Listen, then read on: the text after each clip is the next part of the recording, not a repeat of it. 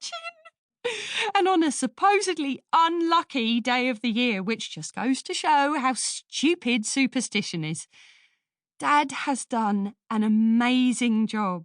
The kitchen looks just like the IKEA website. He's even managed to get the cupboards straight against the wonky west wall. I've spent the morning twirling around the lovely rot-free kitchen cupboards with Daisy in my arms. I am so grateful. It is ridiculous.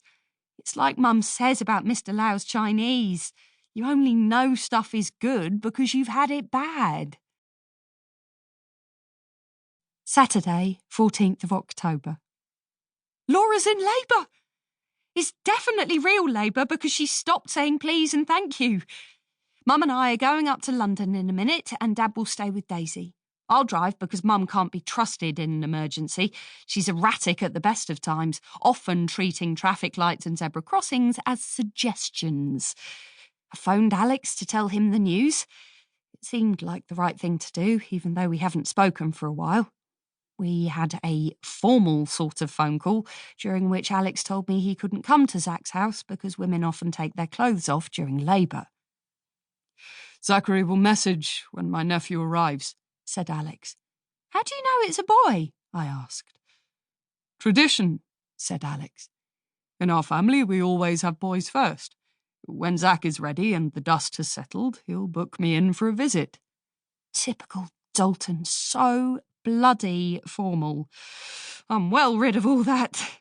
It may work for Laura, but not for me. Sunday, 15th of October. Still at hospital, waiting for Laura to give birth. Pity Laura's home birth plans fell through, but I suppose it wasn't meant to be. When we arrived in Bloomsbury yesterday, Laura had turned Zach's wooden-floored living room into a magical birthing cave.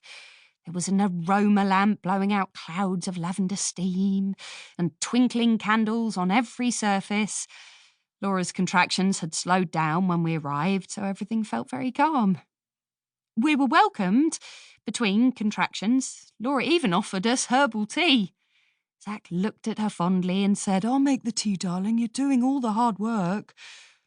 Mum pulled out a Bell's whiskey bottle and said, anyone fancy a splash of this? I gave Mum a long lecture about pregnancy and alcohol. What about Bailey's then? Said Mum, rummaging in her shopping bag. Laura can't have any alcohol, I said. She's pregnant. You're all being so bloody precious, Mum argued. I'm telling you, we'll be glad of this when things kick off. Kick off? Said Laura, looking confused. But things have already kicked off. Mum and I exchanged glances. It's going to get worse, love, said Mum matter-of-factly. This is just the start. Pace yourself. You could still be going tomorrow, or even the day after if you're really unlucky.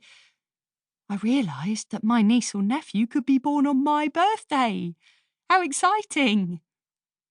The baby will be here today, Laura insisted. Things are really full on. You probably don't realise because I'm doing hypnobirthing exercises. Mum and I exchanged more glances. Maybe we should get the birthing pool ready, Zach suggested. An hour later, he was still blowing air into the giant inflatable pool. Darling, said Laura, is it nearly ready? I'm getting quite uncomfortable. Zach said, Apologies, I should have thought about a pump. Why didn't you think to blow it up earlier? Laura snapped. It's taking blimmin' hours. Mum and I both gasped in shock. Laura nearly swearing.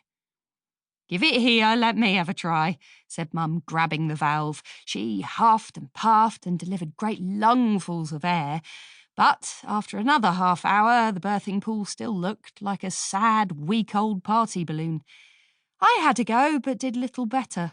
I think it's getting bigger, said Zach. Just fill it with water, Laura shouted. That could take rather a while too, Zach admitted. How long? Asked Laura through gritted teeth. Zach scanned the birthing pool instructions and said, 30 minutes or more. It